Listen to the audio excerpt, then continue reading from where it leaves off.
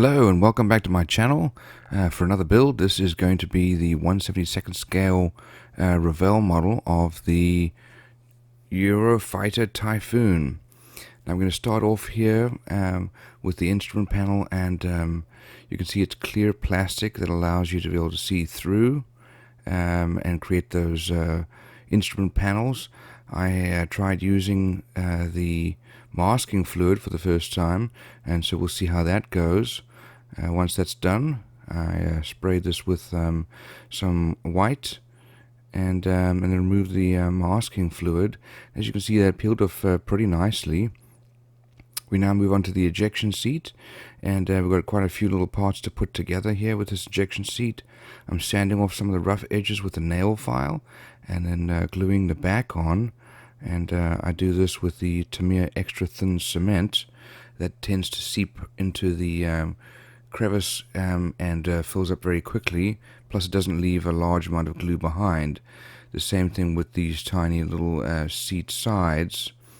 Now I did want to put some additional detail in here. I didn't really like the seat belts that they had on there, so as you can see here, I'm cutting them off, and I used some foil and masking tape to make additional seat belts.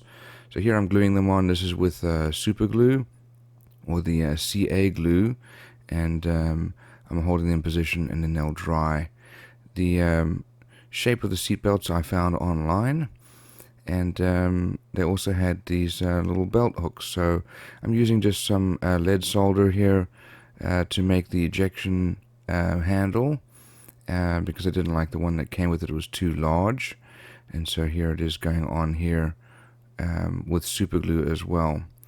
It took a few times to get it right.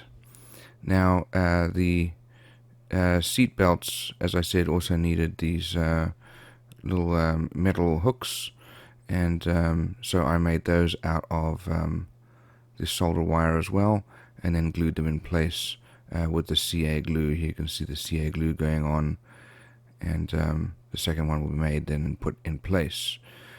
These are fiddly little bits, and they tend to jump around quite a bit while you're working with them. Now the back of the seat was had a huge cavity, and as you can see, I did fill that and then painted that. I painted initially with a black primer just to give it some darkness, and then I'm painting the seat on. This is the olive drab color, and then I'm painting the seat belts dark green just to get them to stand out, and that's what it looks like online. Now I also had to paint the ejection handle and some additional details here with yellow, and then painted some silver details here on the sides. And then you can also dry brush some of the extra surfaces and edges that'll come out with that silver. Now it's time to move on to the rest of the cockpit, and initially sprayed it with some gray, and now I'm painting the instrument panels and switch panels with black. And now it's time to mount the instrument panel on the cockpit. So this is done with some glue, and now I'm going to paint the main control stick black, as well as some of the additional details on the instrument panel. I had put some glue on there already. The injection seat was finished, and so I put that on. They do give you a decal for the instrument panel, which has all the little details for the buttons, but the instrument panel is actually three-dimensional, and so it didn't work out well. So I actually ended up putting it back on. So this is a little hint for you, is to actually cut it first before you stick it in the water. That way you don't have to fight the decal while it's wet. But the lower portion here is actually raised, and so I ended up putting this on in 3 different pieces. And I think that worked out much better, as you can see here. Otherwise they don't line up with the buttons and the instrument glass beneath it. So here are the decals for the side. It doesn't show up quite as well because I already painted it black, but the yellow does show up, which is some nice additional detail. And then also the front forward pieces. Once that's on there, I do have some decal setting solution on there. I push it down once it's softer and get it to conform a bit better. Painting the sides of it grey, and now it's time to move on with the fuselage and wings. There are some additional points here that need to be removed from the sprues, and I'm sanding those points away. Also, don't forget to drill out the mounting points for the pylons, depending on which weapons you want to add. And I trim off the extra with this very sharp razor. Here is the nose wheel well going on, as well as the air intake, and that's glued in place. And then the glue is put on for the main wings. I use the regular thick glue, I guess it's really medium glue, to glue most of it on, especially stuff that won't be visible. And then I use the extra thin cement to be able to get into the cracks and help to fill up the edges. Here you can see me doing the same thing with the other side, and then using clothespins to help hold the two pieces together while the glue dries. Now that's all dried, and it's time to prime the insides of the wheel wells as well as the inside of the air intake. Same thing for the insides of the fuselage, and I'm going to wipe off the extra for the outside. I didn't used to do this, but what it ends up doing is it ended up filling all the scribed panel lines. Now we're working with the exhausts, and we have to cut off the insides. This is actually a real pain to remove. It's not very easy to do, and you're at risk of cutting yourself. We're adding some of the detail here with the rear exhaust, and I'm spraying a little bit of silver paint in the back there. Now we're working on putting the fuselage together. I've already sprayed the wheel well details and putting in the exhaust. This all has to be done before you put the fuselage together. So once that is glued in, I then put the rest of the fuselage parts together. I use the medium thickness Revell contactor professional glue because it has that little metal tip, and it is much easier to control the amount of glue that comes out. And so you can see I'm putting all the little points, putting glue on all those little points. Now I'm putting the fuselage together. It was a little difficult because I'd already glued the wing on. In reality, I should have done that last. But I did manage to get it to go together quite nicely. There's some extra thin cement going in and then some tape to hold it in place. The extra thin cement does not leave behind much of a residue and no extra clumps or blobs of glue. And so I like that for these situations. And so now we've got the air intakes going on. This is also a little difficult to get in because I already glued everything in, and that should have been done earlier. But it's also a very odd shape. But we're going to manage to get it in. Here's the tail going on. This is also with the medium thickness glue. As you can see, there was some overspill, so I did have to get rid of that. Here are the front canards, or the front winglets, going on, and I decided to have these at an angle. You can do it really at any angle you want, and then I glued the back portion of that. Now the top part of the fuselage is going on. This includes the air brake section. I'm then using the extra thin cement to get into the little crack there and help glue it together, as you can see there. Now there was a gap, and I'm filling this with the plastic putty by Vallejo. Make sure you don't do this for the area where the flaps are. You can see I've left that section there. You don't want to fill that. And then also for the back section where the exhausts are. And I really just want to fill this area so it wouldn't show up. Now the side of those wings do have some wing tips, these pods, and they're glued together, and once that's dry I then scraped off the extra to smooth them out. And now I'm using the regular medium glue to put them on the wing tips, and this worked quite well. Just make sure you don't glue in the area where the section is going to be for the flaps. Here I'm using just a little hand drill to widen the area for the pylons. I think the initial holes that I drilled were too small and the pylons didn't want to sit in there, so I did widen them, and here I'm gluing on those the rails or pylons. Here I'm putting in some Tamiya putty, and it's just to fill that space.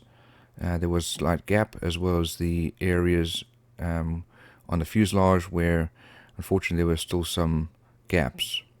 Now I'm going to move on to the landing gear while that dries, and I'm using a blade just to scrape off the mold lines. You really have to put these in to the landing gear bay to be able to get them to line up properly, and once that is done, then I glue them together. And the same with the other side. These are finicky little bits, but in order to get it to glue and sit correctly, you have to get them in that landing bay. This is the front, the nose gear, and same thing with this, ready to line it up. Now we're moving back to the fuselage, and I'm sanding off and rescribing the fuselage. Obviously the putty fills that area, and I wanted to get those panel lines back. And now we're going to get ready to paint. I have to use some alcohol, which gets rid of the old paint. Otherwise the paint will fill up the recessed panel lines. I've masked off the air brake, and while I've got the white paint, this is a white gloss, I've painted the air brake. Now I'm painting the landing gear, which I've removed from the wheel wells, and giving them a good spray. Same thing with the flaps that cover the wheel wells. And some additional Tamiya putty to clean up the front nose section. Once that's dry and sanded, we'll paint the wings and the fuselage. So I initially used this this color here, but I didn't end up liking it very much, and so I'm going to end up redoing that. Here I'm filling the wheel wells. I'm using some putty, which works very well to fill that area. As you can see here, I'm giving it another color because I didn't like the original color. It didn't quite match what I was going for.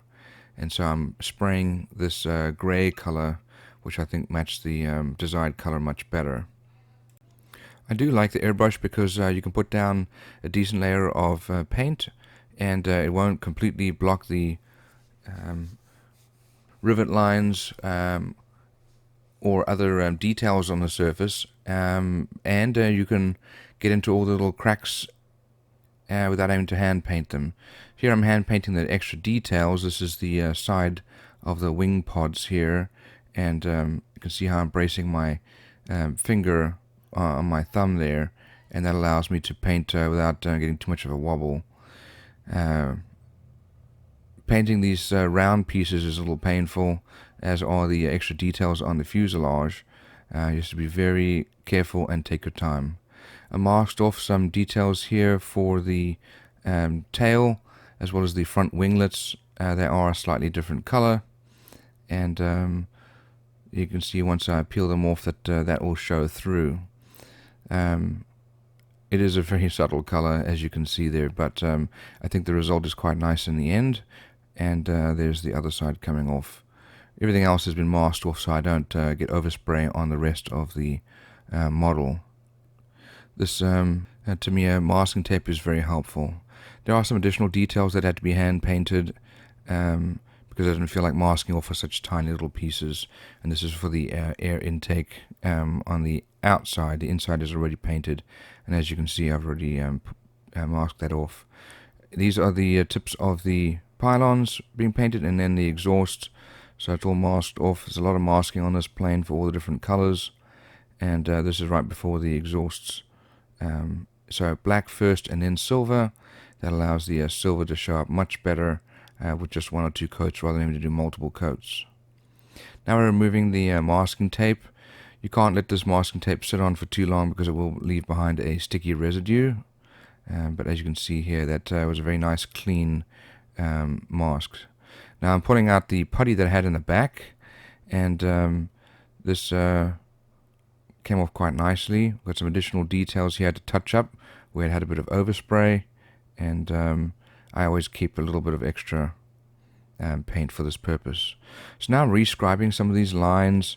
I'm hoping to do some panel line accent, and I can see that they've filled in a little bit, so I'm just using a dental pick here just to scrape out some of that paint as well as deepen that. That's a very nice air intake. You can see I've removed the mask now. Now we're doing some clear coating. This is so I can put some decals down. The decals will go down much better on a nice smooth glossy clear coat, and so I use the future floor polish. Same thing for the underside, Just lots of clear coat going down, and it's just to make sure that it's nice and smooth and that the decals will adhere very nicely. It doesn't take long for this clear coat to dry, but you got to get it all the way around.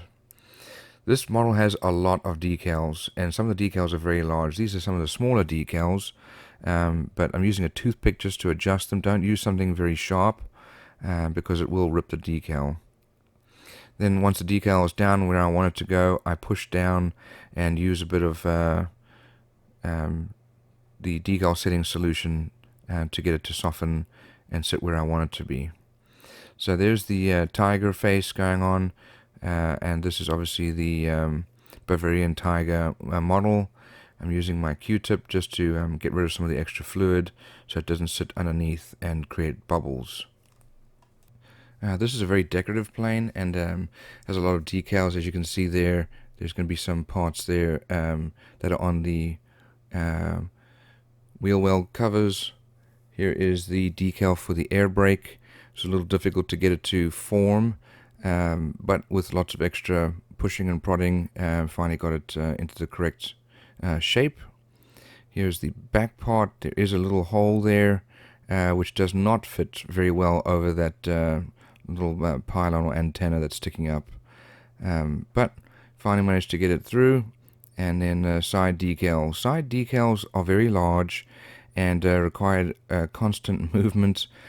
With these kinds of decals, I recommend making sure that the model is very wet, got a lot of water on it, that way you can float the decals to where you want them to be, because once you've got these large decals down, they are very prone to ripping. So you can see I'm adding extra water and just gently pushing the decal around to get it into the place where I want it.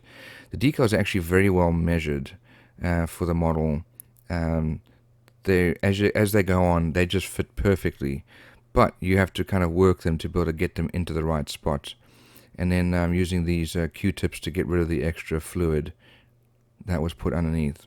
Once that's on mostly, you can see there's one little corner there that's annoying. It just kept ripping, and it was not, that part should have been separate, but the rest of it fit together very well. You can see the tiger eye there, and the rest of the details for the wing. So pushing it around, making sure it's in the right place, and then removing the rest of the paper. So that corner, like I showed you earlier, was ripping, and finally got that in position, and then removed a lot of the extra fluid with the Q-tip or earbud. And obviously there's still some fluid underneath that takes a little while to evaporate. I didn't work on other decals in the meantime, but I do put the decal setting solution over top of it. I use Micro Set and Micro Sol. Here's some additional decals going on for right underneath the cockpit. Pushing down and getting rid of some extra fluid helps to take the shape of the fuselage underneath. You also need to make sure that you put down one decal and let it set before you put another decal on top of it, like you saw I just did for the German cross there. Now we're working on the other side and putting down this another large decal for the right side of the fuselage. As you can see, I'm adding some extra fluid and water just to make sure that it'll float and I can get it to the right place that I want it to. Once that's in the correct place, I'll then remove the extra fluid again on the other side. Same thing with the right side, and now you're starting to see that that tiger face coming through on the back of the airplane. Once that was dry, then putting down the Bavarian Tiger. This decal kept wanting to rip as it was not very well designed, I guess you could say. Really should have been one little red stripe, and then the Bavarian Tiger text should have been separate. Got some decals for the underside of the plane, which is very nice to have these additional decals. It adds to the realism of the model, and that's put on with the same solution. Same thing for the numbers, the aircraft numbers, and underneath is the German cross. Okay, so when all these decals were done, it's now time to put the fuel tanks together. These are going to be underneath the wings, and I use these clothespins to hold it together. I don't like getting extra glue all over the join, and so I use the extra thin cement. These parts did not fit very well, unfortunately. They required a fair amount of sanding. Here you can see that's the rough sanding that I'm doing with the red side, and then switching over to the smoother side. And then also at the back part here, you can see I had to fill the area with the Tamiya putty because they did not fit well. Really should have been more flush. Then it requires some sanding, and I use this metal file. You got to make sure that that stuff's really dry, otherwise it will just fill your file or sandpaper, and then you can't use it. We've got to rescribe those panel lines. I'm using a very fine saw, and I got that on eBay. Now it's time to prime, and just giving it one coat with priming, and obviously had to do that twice. Did that with white primer, and then gloss. Now the edges, they don't have any decals for this. This has to be painted, and it's very difficult to get this to line up with the other side, which is a little frustrating. But here's the extra paint going on for the sides of the pylons. I kind of kept getting paint all over the actual fuel tanks. Once that was dry, I then gave them a good gloss paint or gloss clear, so that I could get the decals on. Decals have the German colors from the German flag on there, and certainly having a gloss finish helps them to stick better, but also helps them to slide better when you're trying to put them on. And you have to make sure that you get these things to line up. Here's some additional decals going on, and also on the pylons. So these go on fairly easily, and no real problems with these decals. And then just set them exactly where you want them to go. There are quite a few decals that you have to put on this kit. Okay, it's time to mount the fuel tanks underneath once all the decals are dry. And I use that with CA glue because there's already paint on both sides. You could scrape off the paint, but I was worried about messing up the paint job, so I used the CA glue and then glued in the fuel tanks. And that went on very nicely. Now I'm going to paint the tail hook so that stands out, it's a bit more obvious, and some additional details here on the underside of the plane. Now this goes in the back of the cockpit and the front of the cockpit, and we painted those. Here's the nose being painted and initially primed, and then I covered it with some clear gloss. I did add some lead to it and some Mod Podge, which is basically just regular white Elmer's glue. And the point of this is to balance the aircraft so that it will put the nose down rather than constantly having to fall backwards. Here's some of the weapons. So they did have some mold lines on. It required sanding, and then I softened that area out with some extra thin cement, and it just melts the plastic just a little bit, and then we'll resettle. Gluing the same thing in the corner there for those weapons, and now priming them. So this is just a regular Vallejo gray primer, and obviously required 2 coats to paint the area that's covered as well. The underside of these ones didn't matter so much because they're going to be inside or against the aircraft. And now it is time to mount these weapons. So these missiles are going to go on the pylon. Did that with some CA glue. Obviously test fit it first to make sure I knew exactly where it needs to go, and make sure that the tabs line up. So same thing with the back weapons that are sitting against the aircraft. Those are also then mounted with the same CA glue. And that doesn't take very long to dry. Same thing with the front. There are 4 of these missiles in total, and that went in very easily. Now we're going to finish up with the exhausts. I painted these black and then a metallic gray, and that came out looking very nice. I was very happy with that finish, and then put some clear coat on. Now I wanted to glue these on with regular glue, and also found out that the back area here did not have enough space for them, and they weren't sitting flush against the fuselage, so I did have to trim that. Here's the regular model glue, and the exhaust then fit together very nicely. I did have to trim them. As you can see, there was a bald spot there.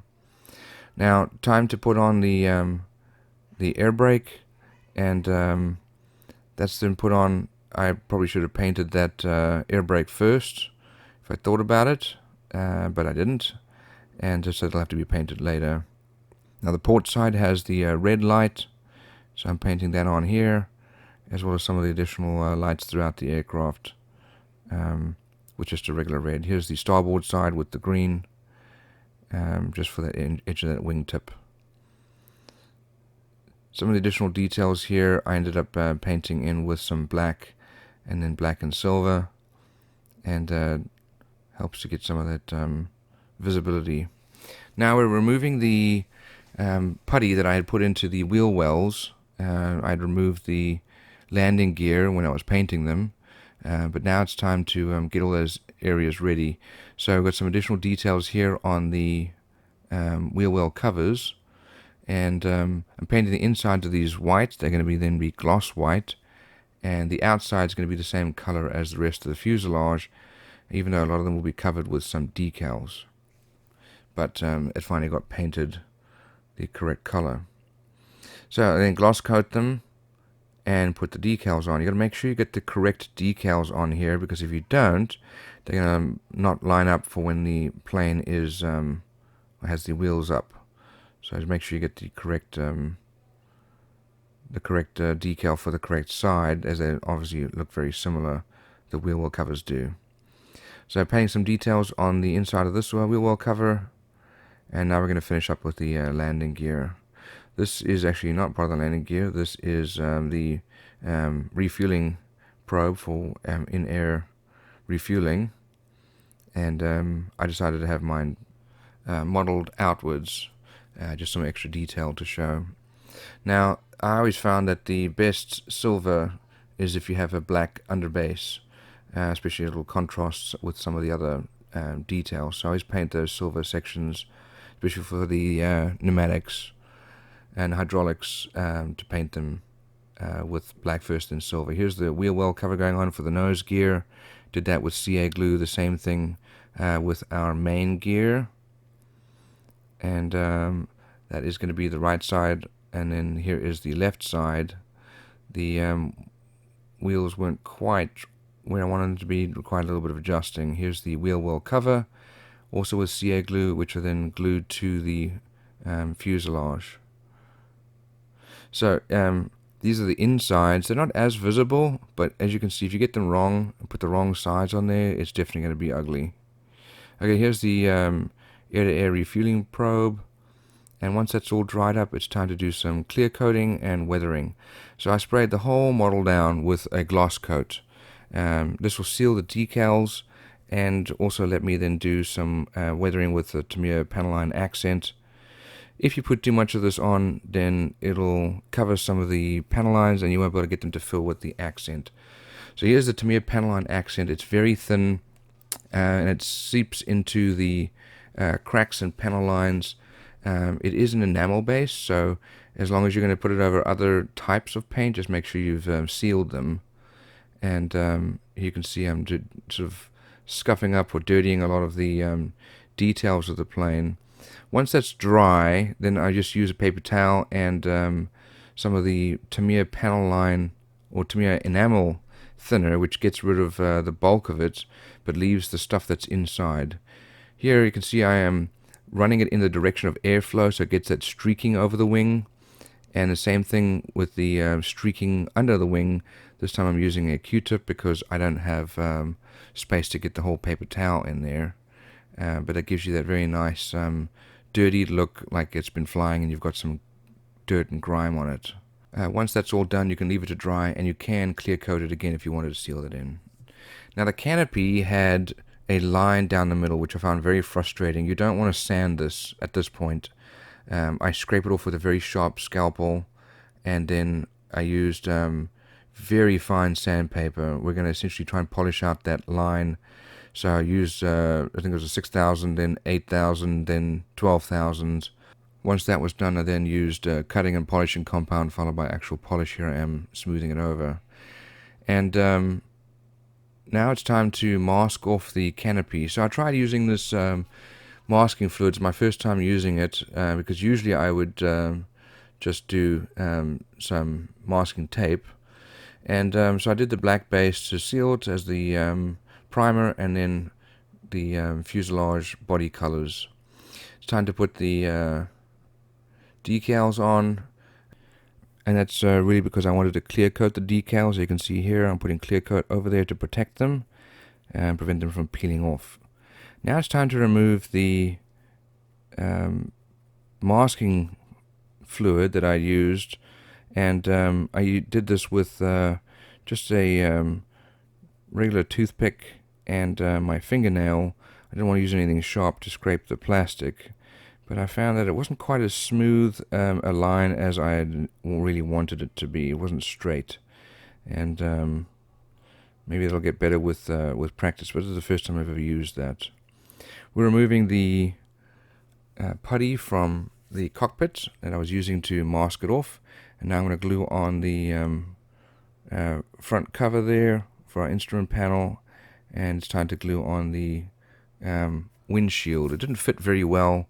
It required some adjusting and sanding, and make sure that you use canopy glue or white glue to put the glass on, otherwise it'll mist up. Now I'm going to put the wheels together, so again using the extra thin cement to seep into the wheel area, and we're going to sand that down once that's dry, get rid of the extra creases. So I'm priming them and then painting them white, some gloss white on the inside, and I'm going to paint some of that silver on the inside of those wheels. That's for both the main gear and the main wheels and the nose wheel. A fair amount of paint that has to go down. This is gloss and it didn't really stick as well. Same thing with the inside. Make sure that you don't paint the white rim. That's really why I did it in this order. It was because the rim of the wheel is supposed to be white. And here you can see putting down the sort of metallic gray. Now I used the putty to seal off the insides and then paint it with rubber black. And the rubber has that nice sort of dull look to it. It looks just like rubber when it's fully dried, but it requires a fair amount of paint on this because it is gloss. Otherwise it tends to just show the white underneath, and I'm just touching up some additional areas here with the paintbrush. Now when that's all dry and ready, I'll then glue it on. This is usually with CA glue, or I will put it on with regular glue, but then scrape off the paint so that it goes straight onto the plastic. We're getting to some of the final details here. That rear part of the cockpit is supposed to be black, and so I'm using some black primer. It sticks to pretty much everything, and so I don't worry about it going over gloss white. As you can see, I wasn't really happy with the finished windshield. There was a gap there, and so I used the plastic putty by Vallejo and then smoothed it out, removing as much as possible. But obviously this is white and has to be painted again, which was very frustrating. Probably should have just put the canopy on when I painted it, but it all went fine at the end. Just used a Q-tip to be able to put it or smooth it out. Now the rod that's supposed to hold the canopy in place was too long, and it didn't fit. So I did shorten it and then glued it in place. Here I'm just touching up with a brush, and here is the finished model. Enjoy.